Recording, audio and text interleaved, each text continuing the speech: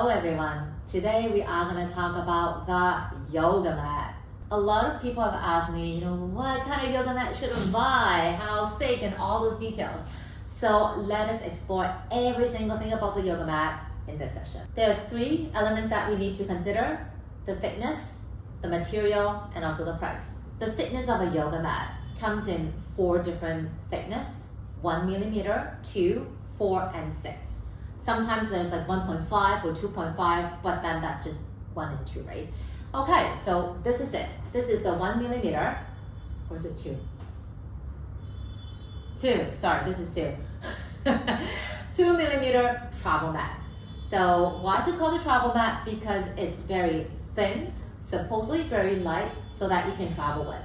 Now, some of the travel mats, like this one, you can also fold, while other mats you can only roll. So that might be another factor that you need to consider. This travel mat, because it's so thin, is not ideal to be placed directly on hard surface, like the floor or like concrete or cement, whatever. It's actually ideal to be placed on top of another mat or maybe on carpeted areas, something that has more cushion. 4 millimeter I don't have at home, but then I have tried it before. It's a nice mat, it's a good size, and I mean it's good thickness, but I wouldn't recommend it to new practitioners simply because of the thickness.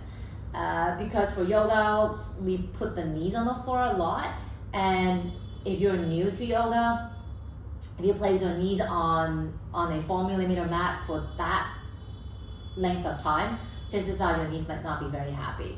And this is a 6. I really like it. I mean, just gives me the enough support that I need. However, because it's 6 millimeters, is thick, is heavy. So it's ideal to be just, be placed in your house or maybe in a yoga studio, and it's not meant to be meant to travel with, even though I know some people do travel with this thickness, this particular mat. So the difference between a yoga mat and a workout mat is that aside from the thickness, it also depends on the sponginess of it. The mats you see in a gym, the workout mats, they are a lot spongier, foamier, a lot softer, because their idea is to support the back side, like the spine in particular, because usually do crunches with on those mats. So not ideal for yoga, because for yoga we need to stand on the mat. If it's too foamy, too spongy, you cannot balance. Second element is the material. Now there are a lot of different materials you need to test. Do you want something that's really sticky or something less sticky? For this mat that I'm using, it's not too sticky. I love it. It just gives me the enough traction that I need, but also let me slide when I need to.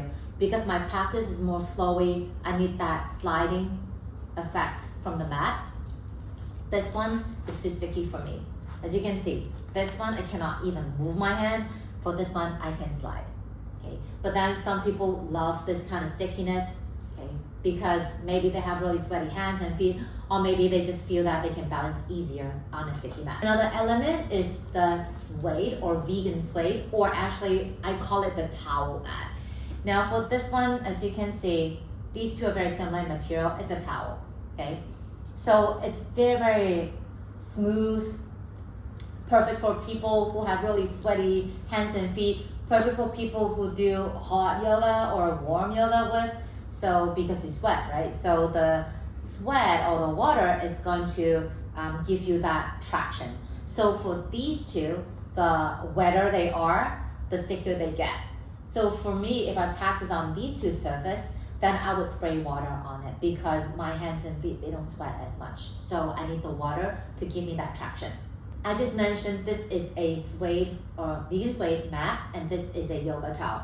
The difference is the back side. So this is actually a mat, because on one side is the towel, and on the other side is the sticky mat. So this you can actually be placed on the actual wooden surface or any surface. It wouldn't slip and slide. But then for this, it's just a yoga towel. It's just a towel.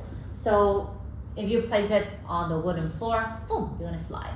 So this is meant to be placed on top of a yoga mat, or it's actually very good to be used on sand, let's say you practice yoga on the beach, it's actually good to place this on the sand.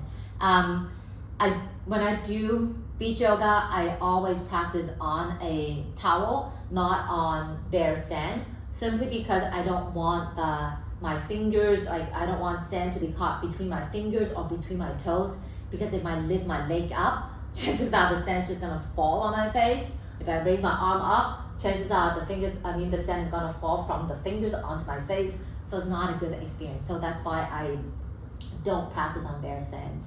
Now those are the more traditional materials. There are newer ones. There is the cork and there's the tatami, the Japanese tatami. The cork was newer, now it's less new, but then still quite new. Again, this is good.